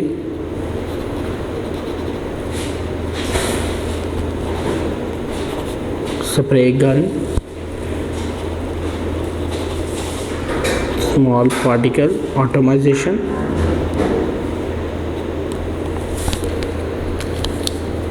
कि यहाँ जो ऑटोमाइजेशन के पार्टिकल्स होंगे वो पॉजिटिव होंगे क्योंकि वो ऑपोजिट चार्ज होंगे। और जो ही वो पार्टिकल्स ऑपोजिट चार्ज होंगे हम कहेंगे ये एक schematic diagram of an electrostatic spray painting system कि car is negatively charged and spray gun is positively charged as drops have same charge, they repel and give a fine moist of spray।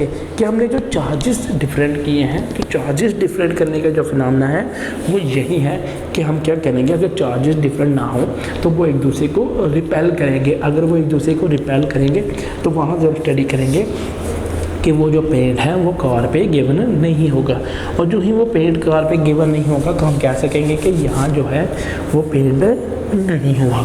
इसलिए हम क्या कहेंगे कि यहाँ अगर हमने small booth है उसमें हमने जो पार्टिकल्स हैं उसको एटोमाइज़ किया है।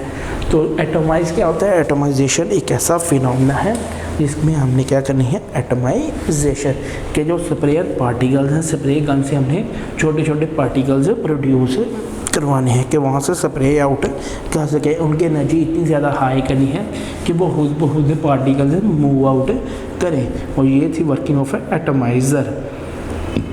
तो गन कनेक्टेड होगी with high voltage air home जहाँ से एयर पार्टिकल्स और कलर आ रहा है। इसी तरह पावर सप्लाई कि वहाँ हमने पावर करनी है। Next according to the topic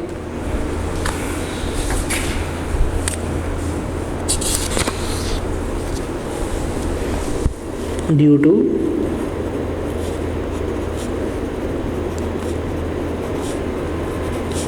mutual repulsion, due to mutual repulsion charged particles coming out of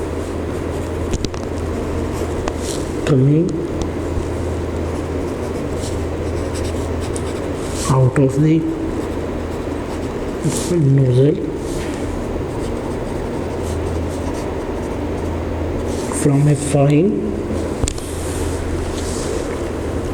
from a fine mist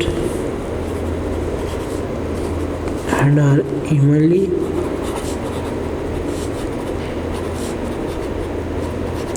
distributed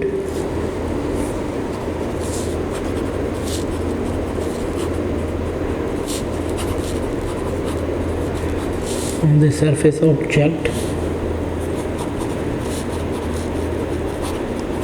The charged paint particles are attracted to the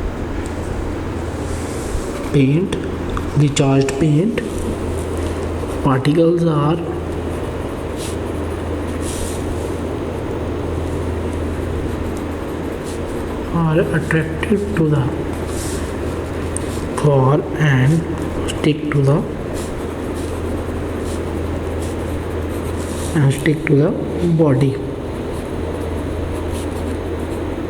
body, just like a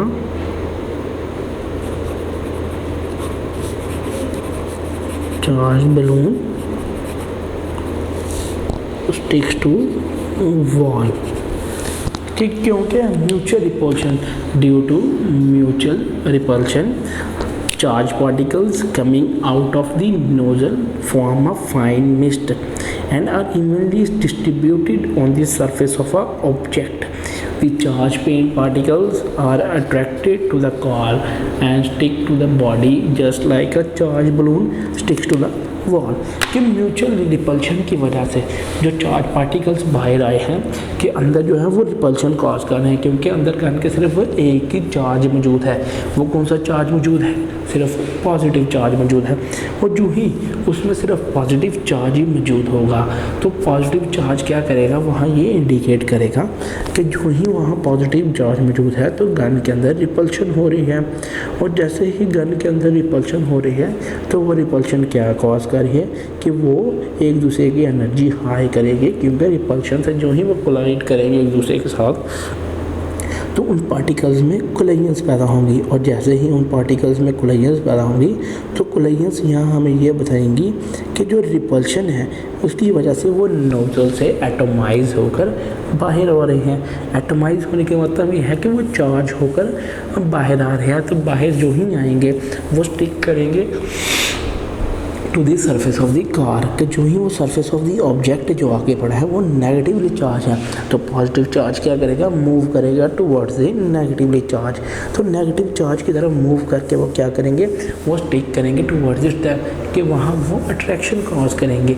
और जैसे ही वो वहाँ attraction cause करेंगे तो उनकी attraction से हम क्या देखेंगे कि आया वहाँ क्या प्रोड्यूस हुआ है कि वहाँ जो पेंट है वो स्ट्रक हो रहे हैं। और जो ही वो पेंट स्ट्रक हो रहा है उस पेंट के स्ट्रक होने से हम कहेंगे कि जो ऑब्जेक्ट है वो ऐसे स्ट्रक हो रहा है जैसे एक चार्ज बलून दीवार के साथ स्ट्रक होता है।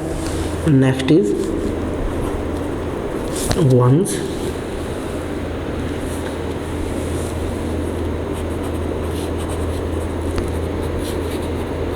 once the paint dries it sticks much better to the car and is smoother because it is uniformly distilled, कि जैसे ही वो कार का जो पेंट है वो ड्राई होगा तो ये ज़्यादा मच बेटर होगा और स्मूथर होगा। कि अगर हम ऐसे ही उसको पेंट करें विदाउट इलेक्ट्रोस्टैटिक के तो वो paint as it is smoother और बेटर, यानी इतना बेहतर नहीं होगा जितना हम चार्जिस की मदद से उसको बेहतर बना सकते हैं। क्योंकि चार्जिस की मदद से क्या होगा कि अगर एक लेयर नेगेटिव चार्ज की मौजूद है तो उसके ऊपर एक लेयर जो है वो पॉजिटिव चार्ज की फॉर्म होगी। और जैसे ही वो एक लेयर पॉजिटिव चार्ज की फॉर्म होगी तो आया हम यहाँ के देखेंगे कि जैसे ही एक लेयर पॉजिटिव चार्ज की होगी तो वो एक कवरिंग सी पैदा करेगी। और जैसे ही उसमें एक कवरिंग पैदा होगी तो ये यूनिफॉर्मली डिस्ट्रीब्यूशन होगी। दिस इज़ वेरी इफेक्टिव,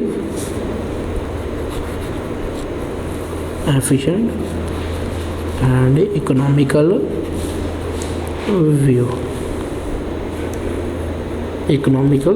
वे, कि ये बहुत ज़्यादा असरअंदाज और एक बेहतरीन और सस्ता तरीका है जिसके ज़रिए हम क्या कर सकते हैं, इनको पेंट कर सकते हैं। ये था how to paint a car by electrostatic application के इलेक्ट्रोस्टैटिक पाउडर्ड पेंटिंग कैसे की जाती है। Next is some hazards of static electricity, कि स्टैटिक इलेक्ट्रिसिटी के क्या क्या नुकसानात हैं।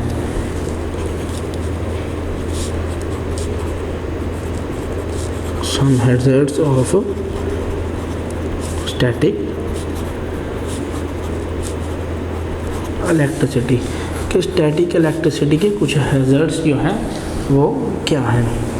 फर्स्ट वन इज़ लाइटनिंग, क्या आया लाइटनिंग क्या है, according to topic the phenomenon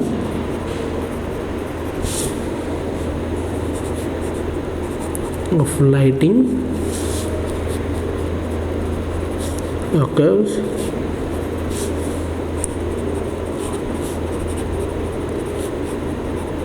due to large quantity of electric charge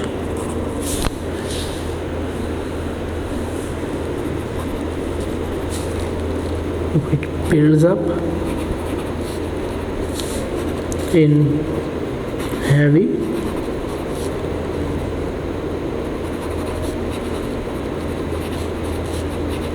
thunder clouds।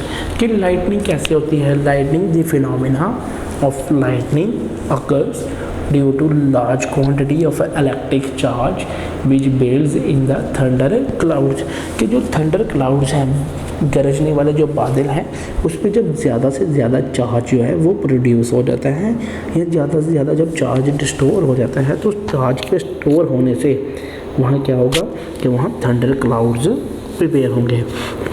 The thunder clouds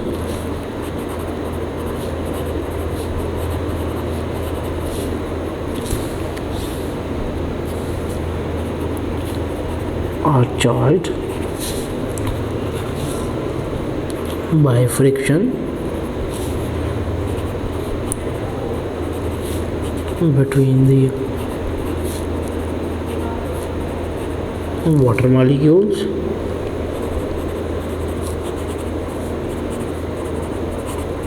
when the charge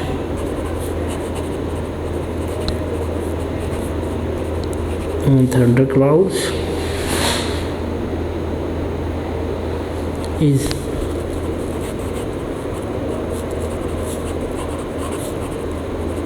sufficiently high.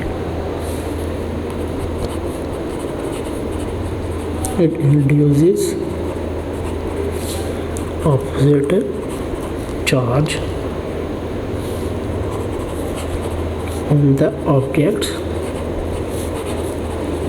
present on the ground,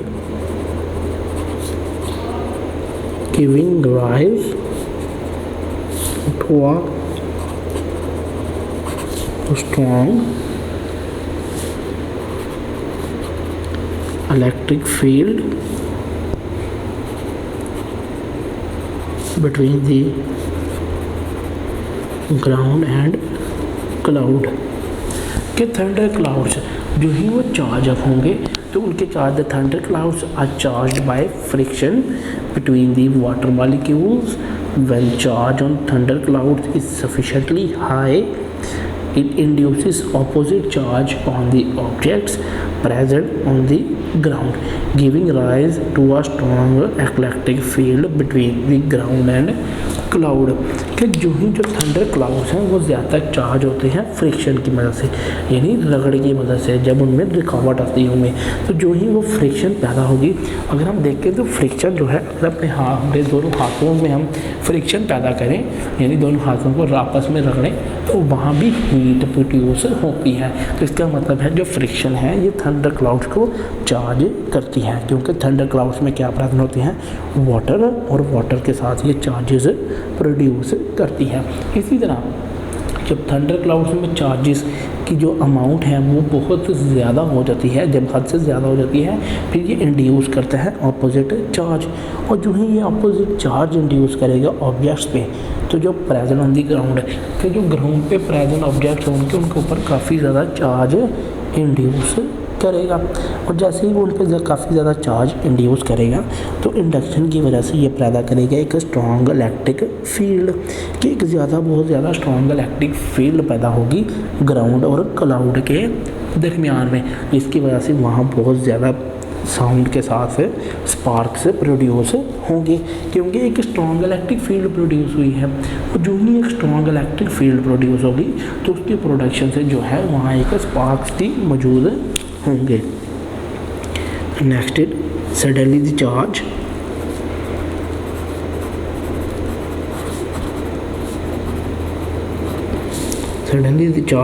in cloud, suddenly the charge in cloud jumps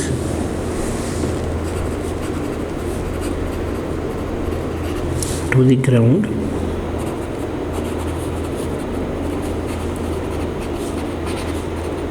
with a violent spark and explosion. This is called lightning। Lightning क्या होती है कि जो ही वो जो charge produce हो जाता है थंडर क्लाउड्स में, जब वो ज़्यादा हो जाता है वो एक स्ट्रॉन्ग इलेक्ट्रिक फील्ड बनाता है, और जो ही वो ग्राउंड और क्लाउड के दरमियान स्ट्रॉन्ग इलेक्ट्रिक फील्ड बनेगी तो हम स्टडी करेंगे कि आया जो suddenly the charge in cloud jumps to the ground with a violent spark and explosion, कि वो जो चार्ज है क्लाउड में वो ज़मीन की तरफ अट्रैक्ट होगा, और जो ही वो ज़मीन की तरफ अट्रैक्ट होगा तो वहाँ एक वायलेंट स्पार्क यानी बहुत ज़्यादा गर्ज और चमक के साथ जो है एक धमाका खेज आवाज़ भी आएगी और हमें लाइटनिंग प्रोड्यूस होती हुई भी नज़र आएगी कि आया जो है यहाँ लाइटनिंग प्रोड्यूस हो रही है। तो ये किसकी मदद से है? सारा इलेक्ट्रोस्टैटिक्स की मदद से, यानी चार्जेस की मदद से, जो चार्जेस थंडर क्लाउड्स में प्रोड्यूस हो रहे थे फ्रिक्शन की मदद से। और जो ही वो चार्जेस क्या करेंगे, वो अट्रैक्ट करेंगे टुवर्ड्स द ग्राउंड, क्योंकि ग्राउंड में क्या हो गए, उन्हीं के ऑपोजिट चार्जेस। जब ग्राउंड में उन्हीं के ऑपोजिट चार्जेस होंगे तो आया वो ऑपोजिट चार्जेस क्या करेंगे, next is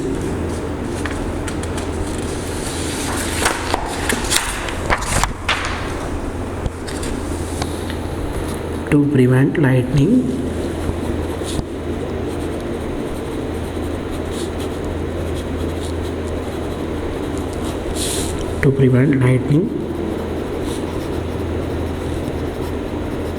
from damaging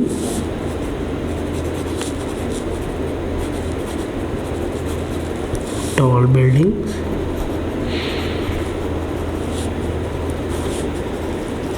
lightning conductors are used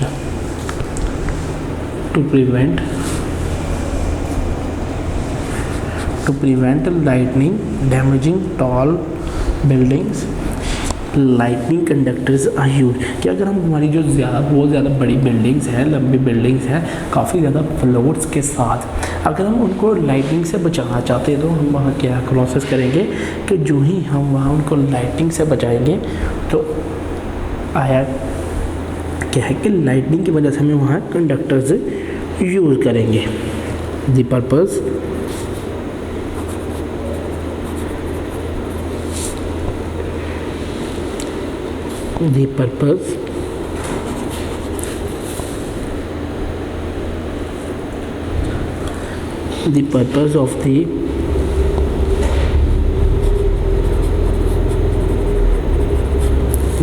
of the lightning conductor is to provide a steady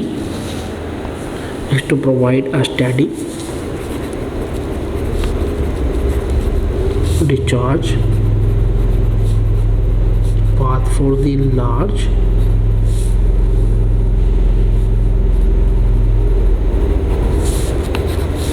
amount of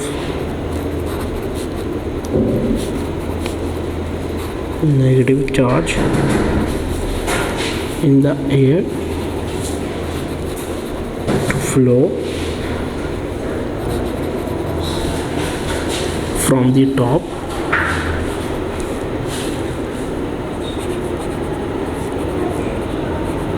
of the building to the earth। कि अगर हम जो थंडर्स हैं उनको स्टॉप करना चाहते हैं और लाइटनिंग को स्टॉप करना चाहते हैं तो उनकी मदद से हम यही कहेंगे कि जब हम प्रिवेंट करेंगे lighting from damaging tall buildings, lighting conductors are used. The purpose of lighting conductor is to provide a steady discharge path for the large amount of negative charge.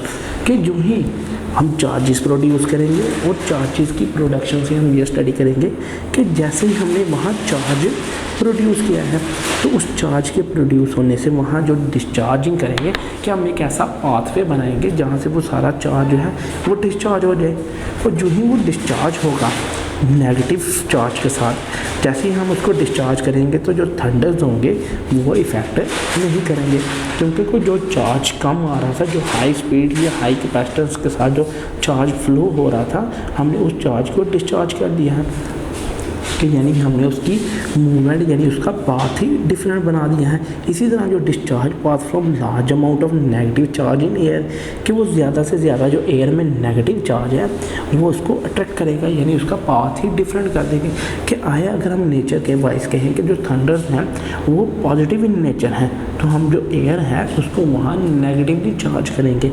अगर हम वहाँ एयर को नेगेटिवली चार्ज करते हैं तो इस पे हम अपनी जो एयर का फ्लो है उसकी वजह से हम इसको डिस्चार्ज कर सकते हैं। Next, in this way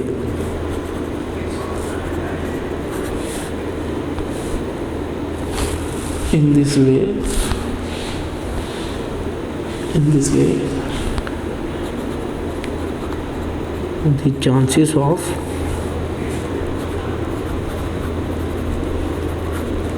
lightning in this way the chances of lightning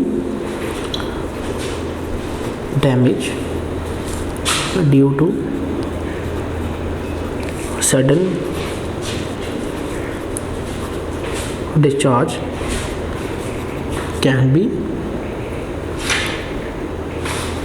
minimised. कि इन दिस वे जो चांसेस हो कि लाइटनिंग के डैमेजिंग के वो मिनिमाइज होंगे, मिनिमाइज्ड होंगे।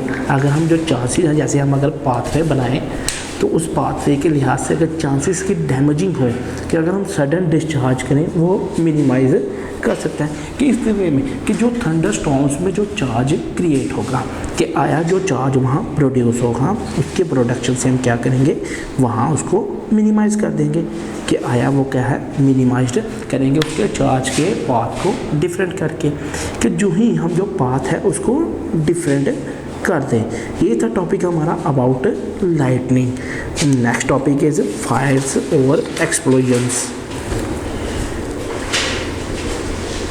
फायर्स और explosions according to the topic, static electricity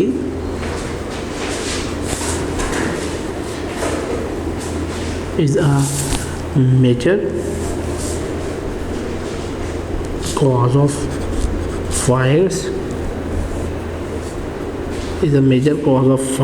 and explosions at many places. A fire or an explosion may occur due to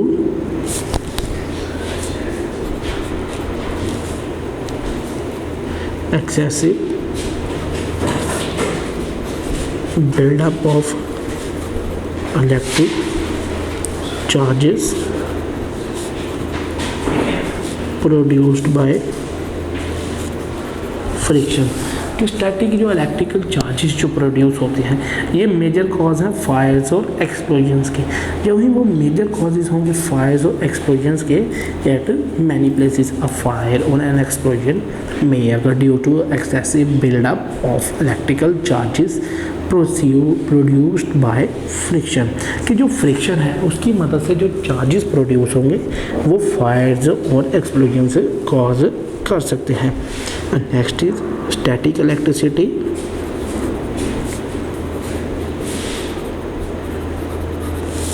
Static electricity can be generated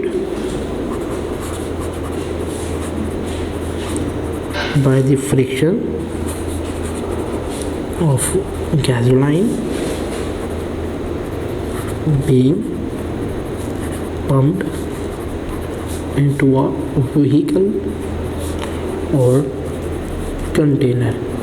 कि जो ही static electricity कब generate होगी, जब हम gasoline uses करते हैं। जो ही हम गैसोलाइन यूज़ करते हैं उस गैसोलाइन की यूजेस के बाद जो है गैसोलाइन की यूज हम क्या कर सकते हैं, वहाँ फ्रिक्शन से क्रिएट करेंगे। और जो ही वहाँ फ्रिक्शन क्रिएट होगी तो गैसोलीन जो है वो पम्प्ड जो ही हम एक व्हीकल में पंप करते हैं, क्योंकि वहाँ फ्रिक्शंस होंगी मौजूद। और जो ही वहाँ फ्रिक्शंस होंगी, फ्रिक्शंस की मौजूदगी की वजह से हम ये कहेंगे कि आया यहाँ क्या प्रोड्यूस हुआ है, कि यहाँ जो है गैसोलाइन से प्रोड्यूस हुए। गैसोलाइन की प्रोडक्शन से हम क्या करेंगे, वहाँ चार्जेस क्रिएट करेंगे और चार्जेस से वहाँ फ्रिक्शन पैदा हो गए और फ्रिक्शन से वो जो चार्ज ऑफ आए हैं वो एक्सप्लोजन या फायर प्रोड्यूस करेंगे। It can also be produced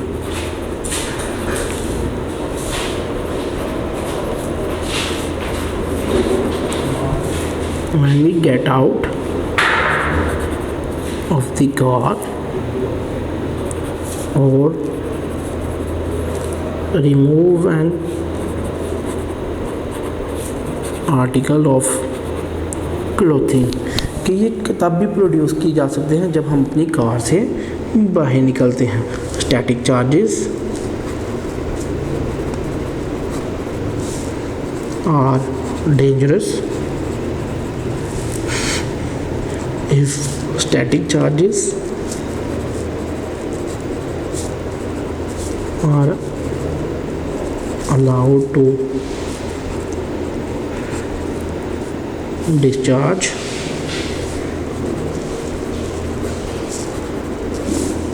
through the areas there is petrol vapor of fire can occur. कि अब स्टैटिक चार्जेस जो हैं ये अलाउड किए जाते हैं तो डिस्चार्ज चार्जेस जो है ये चार्जेस डिस्चार्ज होंगे एक एरिया पे. अगर पेट्रोल वेपर्स वहाँ हुए तो वो क्या करेंगे, चार्जेस की वजह से वहाँ क्या होगी, एक फायर अकर करेगी. और जो ही वो क्या होगी, वो चार्जेस की मदद से वहाँ जब फायर अकर करेगी तो फायर की अकरन से वहाँ क्या है, स्टैटिक चार्जेस की वजह से एक्सप्लोजन कॉज होगा. और जो ही स्टैटिक चार्जेस की वजह से एक्सप्लोजन कॉज होगा तो एक्सप्लोड क्या करेंगे, वहाँ एक फायर कॉज हो जाएगी. और जो ही वहाँ एक फायर कॉज होगी, उस फायर के कॉज होने से कि हमने क्या किया है कि फायर कॉज की है. ये थी हमारा topic about fire and explosions. Next topic is कि डेंजर्स ऑफ स्टैटिक इलेक्ट्रिसिटी क्या है. Static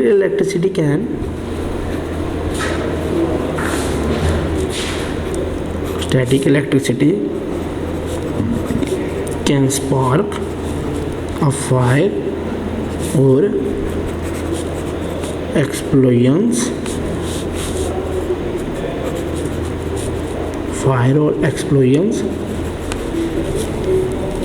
Care must be taken to avoid sparks. कि जो स्टैटिक इलेक्ट्रिसिटी है कैन स्पार्क अ फायर और explosions. Care must be taken to avoid sparks when putting fuel in cars और aircraft.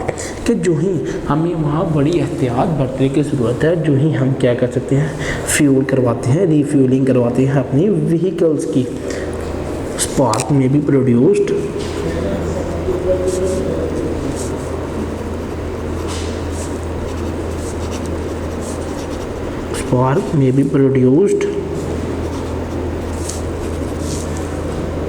due to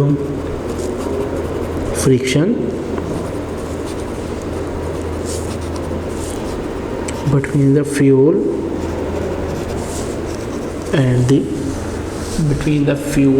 and the pipe. कि pipe में जो particles मौजूद होंगे उसके साथ और फ्यूल के साथ जब फ्रिक्शन कॉज होगी तो वो फ्रिक्शन से क्या करेगा, एक्सप्लोड हो जाएगा. वहाँ क्या होगा, धमाका होगा. This can be a serious explosion. The spark can be avoided if the pipe nozzle is made to conduct by connecting on earthing strap to it. The earthing strap connects the pipe to the ground. कि हम क्या करें, वहाँ जो earthing pipe होगा उसको connect करें ground से. और जो ही हम अर्थिंग पाइप को कनेक्ट करेंगे ग्राउंड से तो वहाँ क्या प्रोड्यूस होगा कि आया उसकी प्रोटेक्शन से हम टू द ग्राउंड स्ट्रैप को कनेक्ट कर सकते हैं. और जो ही हम उसको कनेक्ट करेंगे तो वहाँ स्पार्क के प्रोटेक्शन की जो लिमिट है वो कम हो जाएगी. और जो ही वो प्रोटेक्शन कम होगी तो आया फ्रिक्शन से भी चार्जेस प्रोड्यूस नहीं होंगे. और जब फ्रिक्शन से भी चार्जेस प्रोड्यूस नहीं होंगे तो हम कहेंगे जो स्टैटिक इलेक्ट्रिसिटी है वो काफ़ी डेंजरस है टू द लाइफ. इसी तरह जो एनर्जी इन लाइटिंग ये इनफ है to crack bricks and stone in protected buildings and destroy electrical equipments inside. कि जो एनर्जी है लाइटनिंग की, कि लाइटिंग जो थंडर स्टॉर्म्स की जो एनर्जी है वो काफ़ी ज़्यादा होती हैं क्योंकि वहाँ सफिशेंट चार्ज मौजूद होता है। अब जितना ज़्यादा चार्ज मौजूद होगा वो उतनी ज़्यादा एक्सप्लोजन्स कॉज करेंगे। जब वो ज़्यादा एक्सप्लोजन्स कॉज करेंगे तो उनके कॉज से वो क्या कर सकते हैं, वो ब्रेक कर सकते हैं, बिल्डिंग्स को डिस्ट्रॉय कर सकते हैं, इलेक्ट्रिकल इक्विपमेंट्स को। Each volt of lighting contains 1000 million of joules of energy. Each volt of lightning contains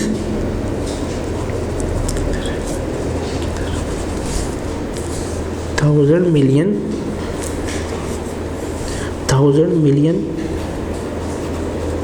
joules of energy कि जो ईच वोल्ट ऑफ उसमें 1000 मिलियन joules ऑफ एनर्जी मौजूद होती है।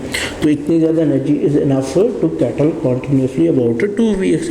कि इतनी ज़्यादा एनर्जी से हम 2 हफ्तों तक क्या कर सकते हैं, एक कैटल के बॉटल को बॉयल कर सकते हैं। जब इतनी ज़्यादा हाई एनर्जी किसी भी इक्विपमेंट या किसी बिल्डिंग पे होगी, डिस्चार्ज होगी, तो वहाँ क्या होगा, वहाँ एक्सप्लोजन से कॉज करेगी। तो उसकी एक्सप्लोजन कॉज करने से a flash of lightning, flash of lightning is brighter than 10 raised to power 7 light bulbs of each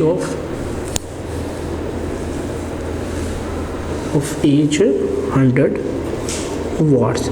कि जो इसकी लाइटिंग की जो ब्राइटनेस होगी या चमक होगी वो भी कितनी ज़्यादा, वो 10⁻7 यानी 10 जो है 100 वाट्स ऑफ 7 बल्ब्स के बराबर होगी। इसी तरह during flight body of an aeroplane gets charge as the aeroplane lands the charge is transfer to the ground through a specially designed tyres. कि जो भी कोई भी चीज़ जो है, जैसे एरोप्लेन है, जब उसकी फ़्लाइट की जाती है, इसकी बॉडी जो है एरोप्लेन की वो चार्ज हो जाती है। चार्ज इसलिए हो जाती है क्योंकि उसके आगे जो नोज़ कोन होती है, उसकी जो कोन लाइक होकर उसका फ्रंटीरियर होता है, वो क्या होता है, जब वो फ्रिक्शंस करती है with the air particles, dust particles, तो वो हीट अप हो जाती है। और जो ही वो हीट अप होती है, हीट अप होने के बाद जो ही एक प्लेन लैंड करता है, तो लैंड करने से जो चार्जेस फ्रिक्शंस की मदद से वहाँ मौजूद होते हैं, वो charges to the ground transfer हो जाते हैं विद स्पेशली डिज़ाइंड टायर्स। ये थी हमारे about the for the information, और ये था हमारा lecture number 3 of chapter number 4 physics electrostatics. अल्लाह हाफिज़। वीडियो पसंद आई तो लाइक करें, अपनी राय कमेंट करें। ऐसे ही मजीद वीडियोस के लिए हमारा चैनल सब्सक्राइब करें और बेल का आइकन दबाएं ताकि आपको हर वीडियो का नोटिफिकेशन मिलता रहे।